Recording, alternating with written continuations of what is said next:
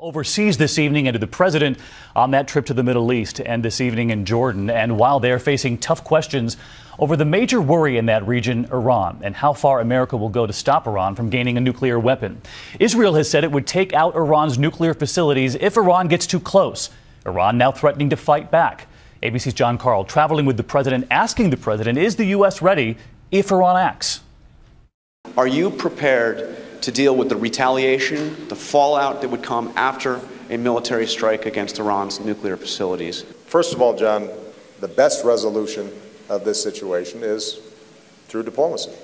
They should be fully integrated into the international community. That should be the vision, not threats to raise Israeli cities to the ground.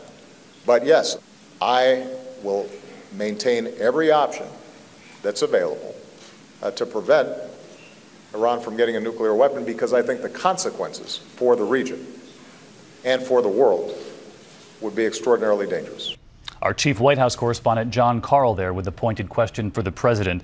There is another powerful image from the region tonight. Look at this. Protesters in the West Bank with this poster, evoking that famous Hope campaign poster. Instead, president's face vandalized, a symbol of the frustration felt by the Palestinians, even as he speaks out for an independent Palestine while on his trip.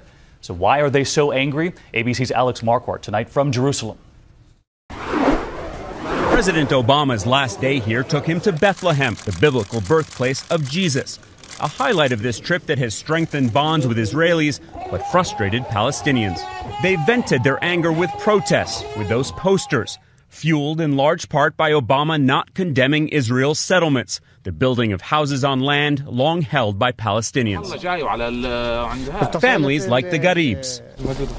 Today, their house is an island. This is how, over the past 30 years, a nearby Israeli settlement has grown, swallowing up almost half their land, the rest cut off by a security fence. It's like we're in a prison, says Mahmoud Garib. We have cameras, gates, fences, and walls. So why do you stay? This is my homeland. This is my house, he says. The Israelis are stealing the land day and night. Reaching parts of their land requires a special permit.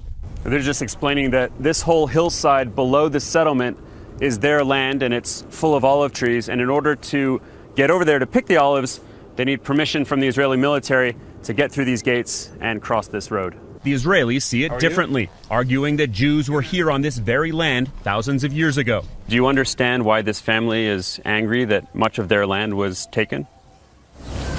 No. Or you don't see it that way? No. The beauty of these lush green rolling hills is obvious, but a solution here, far from it. Alex Marquardt, ABC News in the West Bank.